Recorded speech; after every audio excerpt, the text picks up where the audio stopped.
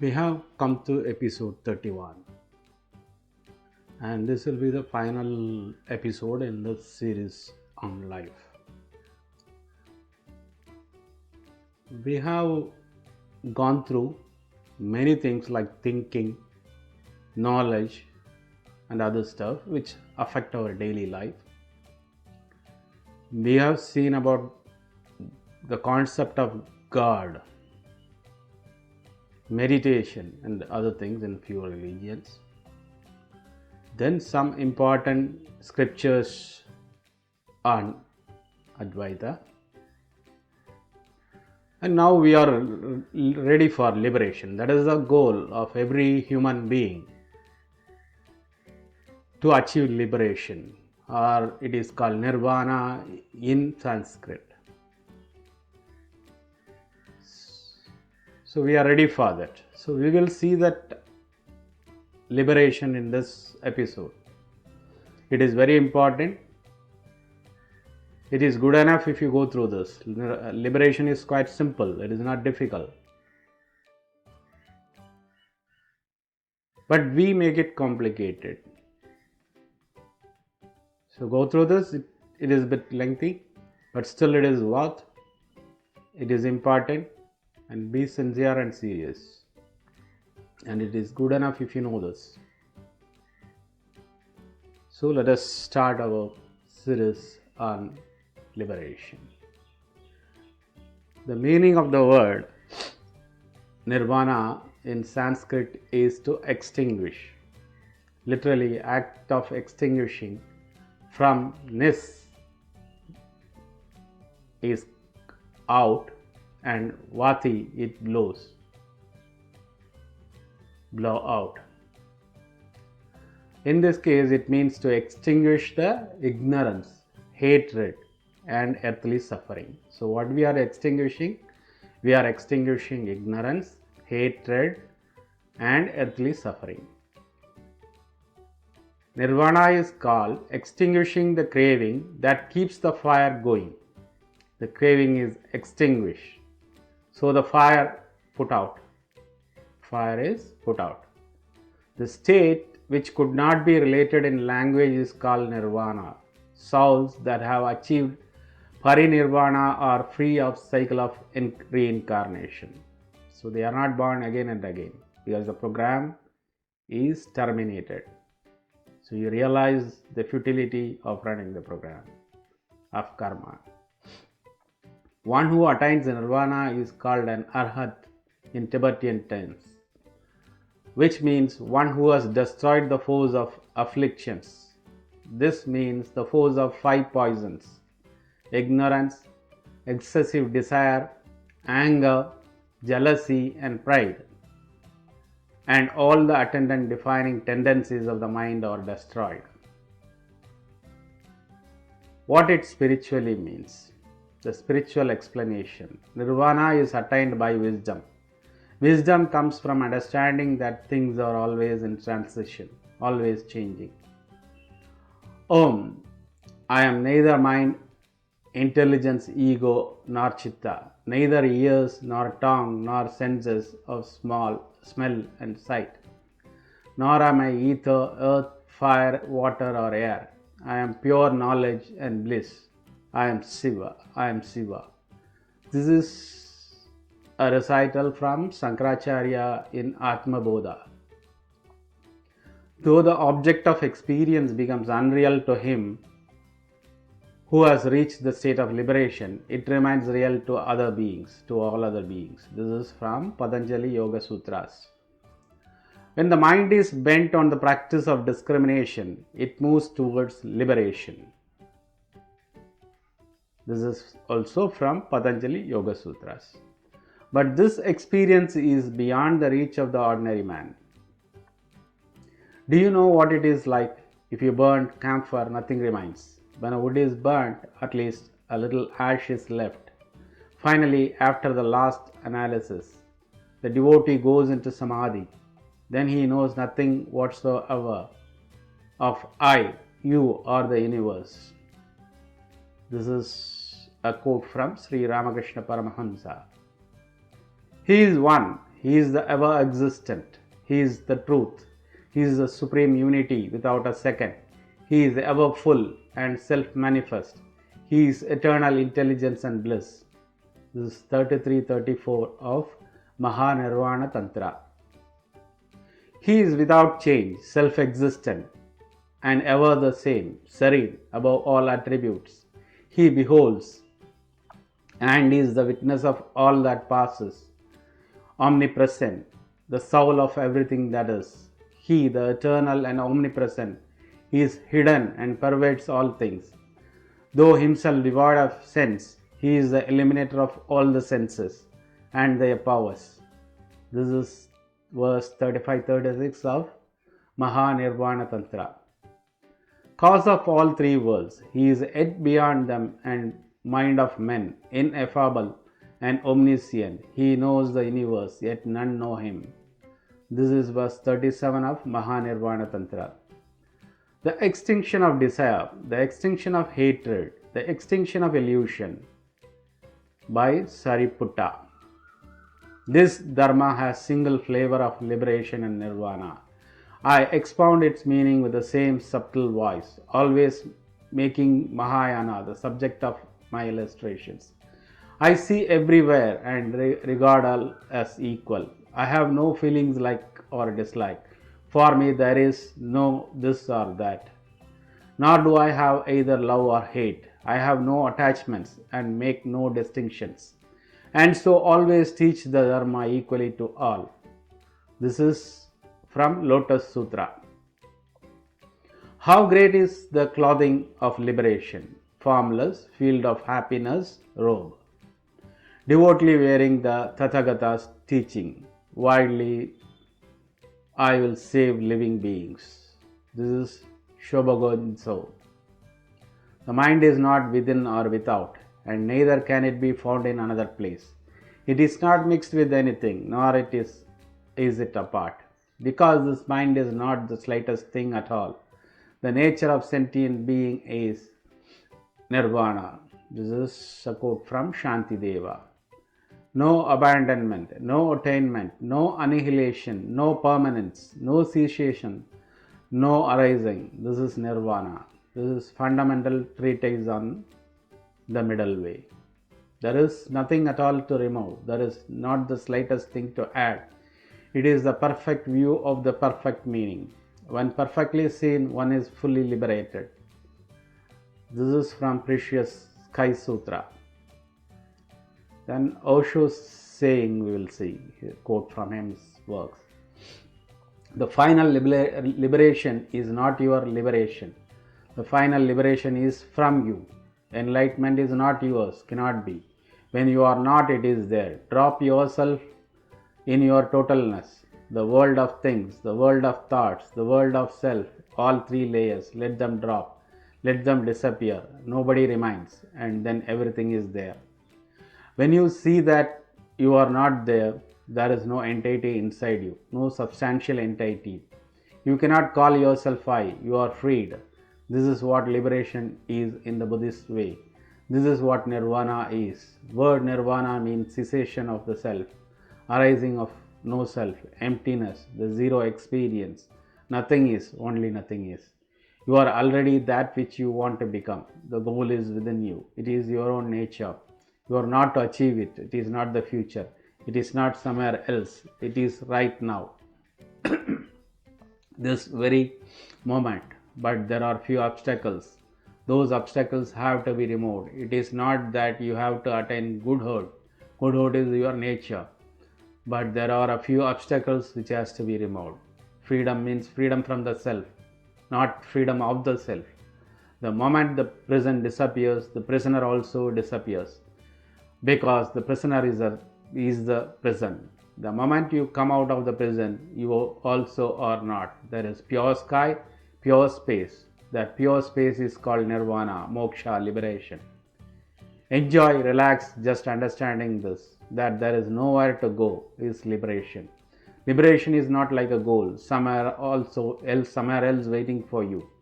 Liberation is understanding that you already are liberated. No desiring of the world distracts you. No desire of liberation distracts you. You are deeply here and now, that you are simply here and now. Your mind is moving nowhere else. Your mind is not wandering anywhere. In that pure moment, completely centered and grounded, you are enlightened.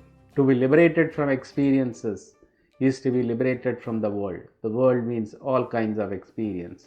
Nirvana simply means cessation. You will not be, nothing will be. Then we will see some quotes from J.Krishnamurti. But the moment you yourself are dissatisfied, the moment you yourself desire to escape and to attain liberation, then you yourself seek the source of the truth. In order to attain liberation, it is not necessary to join any organization, any religion, because they are binding, they are limiting. They hold you to a particular form of worship and belief. For those who have discovered truth and attained the fulfillment of life, which is happiness and liberation, time and the complications of time have ceased. It is in this area of perception that the ultimate freedom of man lies. We think freedom is something to be achieved, that liberation is an ideal state of mind to be gradually attained through time, through various practices. But to me, this is totally wrong approach.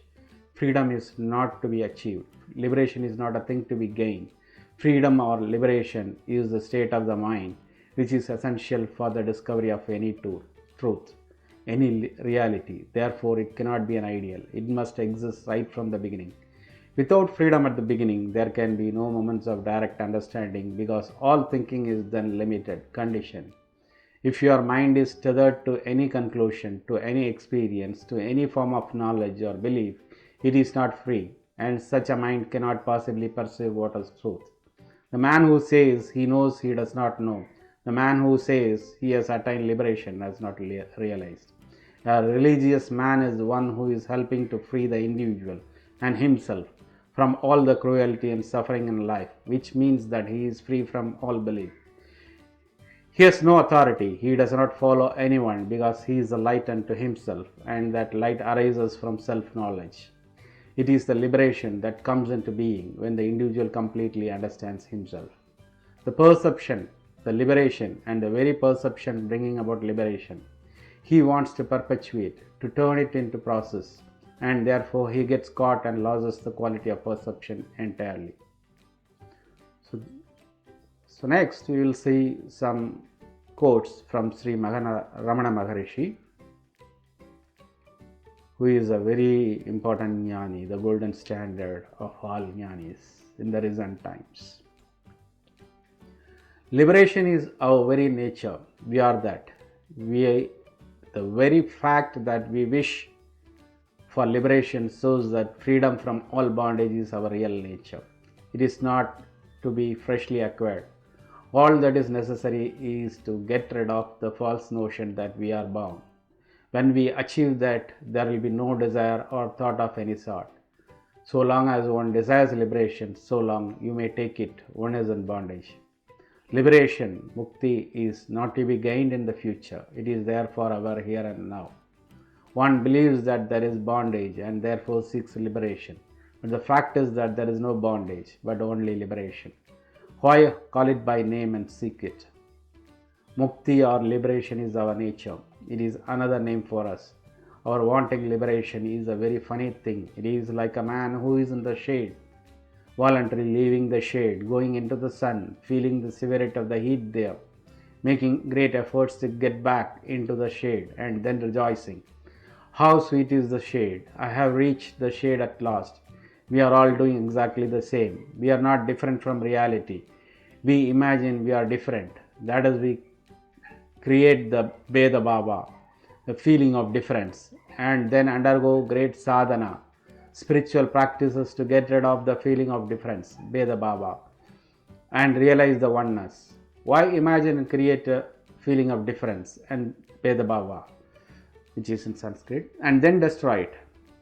Leave liberation alone. Is there a bondage? Know this. See yourself first and foremost. Silence, which is devoid of the assertive ego, alone is liberation.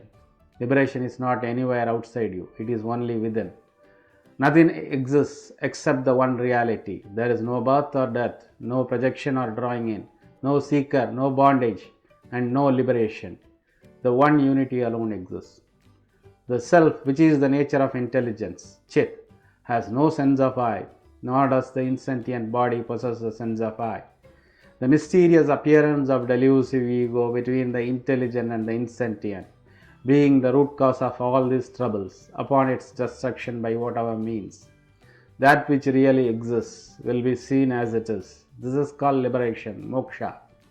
The firm conviction that there is neither bondage nor liberation is the supreme purpose of all efforts.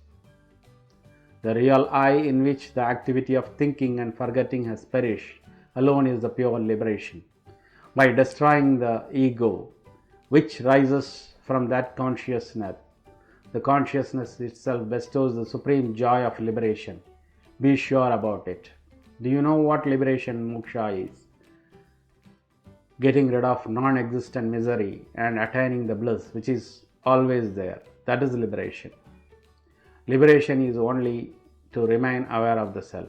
If one inquires, for whom is there bondage and liberation, it will be seen, they are for me. If one inquires, who am I, one will see that there is no such thing as I. These are all from Ramana Maharishi. Then there is a story about Al-Hilaj Manzoor and the master Junaid. When Al-Hilaj Mansoor went to his master Junaid, his family, his friends and even his neighbors had all come out of the town to say goodbye. He was going in search of truth. When he reached Junaid, he entered. Junaid was alone sitting in the mosque. He asked, "May I come in, sir?" Junaid looked at him and looked here and looked there and said, "First leave the crowd out. And you have some nerve to ask, may I come in, sir? Then why is this crowd all around you?" Al-Hilaj could not believe because he came alone. He looked all around. There was nobody. He was alone. Junaid said, "Don't look all around. Close your eyes and then look inside all around. Your friends, your family, your neighbors, they are still there." Junaid closed his eyes and he was surprised. The people he had left behind, but he was still remembering them, their tears, their greetings, their elder ones giving their last blessings. They were all there. The whole crowd was there. Junaid said, "Get out with this whole crowd. When you are alone, then ask, may I come in, sir?" It took 7 months. Al-Hilaj used to live outside the mosque. The master used to live inside. Hundreds of disciples would come and go, thinking that he must be a shoemaker or a shoe shiner. They would put their shoes in front of him and sitting there doing nothing, he thought, this is not bad. So he started polishing their shoes. After 7 months, one night when there was nobody around, Junaid came out and asked, "Al-Hilaj, come in." But Al-Hilaj said, "Forgive me, sir. Now I cannot ask, may I come in, sir? Because the I is also gone. I am absolutely alone." Junaid said, "That is why I had come to you, stupid.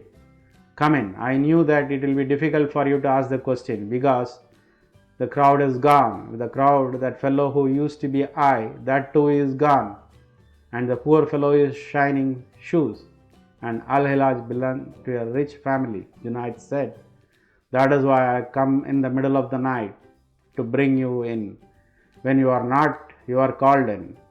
When you are not, then the whole existence is ready to receive you." Al-Hilaj Manzoor, the Sufi mystic, is another story in Al-Hilaj Manzoor's life. A man came to Al-Hilaj Manzoor and asked the same question, "What is liberation?" He was sitting in a mosque with beautiful pillars around. Listening to the question, Al-Hilaj Manzoor went immediately towards a pillar and holding the pillar by both hands, he started shouting, "Help me!" The man could not understand what was happening. He had just asked about liberation, and this man seemed to be mad. Manzoor is holding the pillar and is asking the man, "Please help me. The pillar is holding me and it is not leaving me, liberating me." The man said, "You are mad. You are holding the pillar. The pillar is not holding you." Manzoor said, "I have answered. Just get out of the place. Nobody is binding you." So this is the story. I have given the references in the end. And with this, we will conclude this series on life. Because as I told in the beginning, this is good enough for your liberation. Even this one episode is good enough for your liberation. Because there is nothing holding you, binding you. It is your own thoughts, your own minds. If you come out of it, that is the end of all your miseries. That is the liberation. However, we will be continuing with another series. It is what it is in the coming days. Because if you have doubts, it is not possible. This is not so simple. Then we have some sayings of Siddhas who have achieved this, and other people, realized people. We will be seeing that in our second series, It is what it is, in the coming days. Please stay with me. Subscribe to my channel. Thank you.